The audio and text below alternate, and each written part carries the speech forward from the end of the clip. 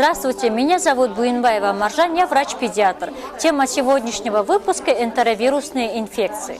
Энтеровирусные инфекции – это группа острых инфекционных заболеваний, вызываемые энтеровирусами. Энтеровирусы – это кишечные вирусы, видов их довольно очень много. Имеют разнообразные клинические формы, может проявляться в виде насморка, ангины, диареи, конъюнктивита. Болеют чаще всего дети в возрасте от 3 до 10 лет. У детей, находящихся на грудном вскармливании, в организме присутствует иммунитет, полученный от матери через грудное молоко. Однако этот иммунитет не стойкий и после прекращения грудного вскармливания быстро исчезает.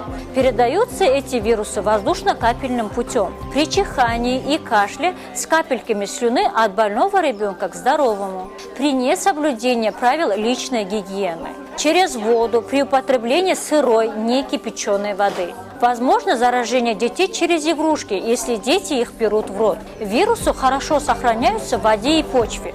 При замораживании могут выживать на протяжении нескольких лет. Устойчивы даже к дезинфицирующим средствам, однако погибают при высоких температурах. Заболевание начинается остро, с повышения температуры тела до 38-39 градусов. Температура чаще всего держится от 3 до 5 дней, после чего снижается до нормы. При повышении температуры тела ребенок ощущает слабость, сонливость, может наблюдаться головная боль, тошнота, рвота. Также увеличиваются шейные и подчелюстные лимфоузлы, так как именно в них происходит размножение вирусов.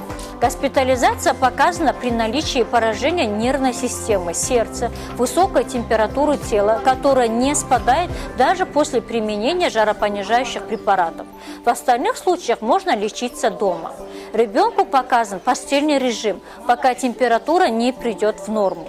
Питание должно быть легким, богатыми белками в виде молока, творога и яиц. Необходимо достаточное количество жидкости: кипяченая вода, минеральная вода без газа, компоты, соки, морсы. Для профилактики необходимо соблюдение правил личной гигиены: мыть руки после посещения туалета, пить только кипяченую воду. Принимать витаминный комплекс Дорамарин для укрепления иммунитета в борьбе с энтеровирусными инфекциями. Надеюсь, вы получили полезную для себя информацию. Пусть вы и ваши дети будут здоровы. До скорой встречи!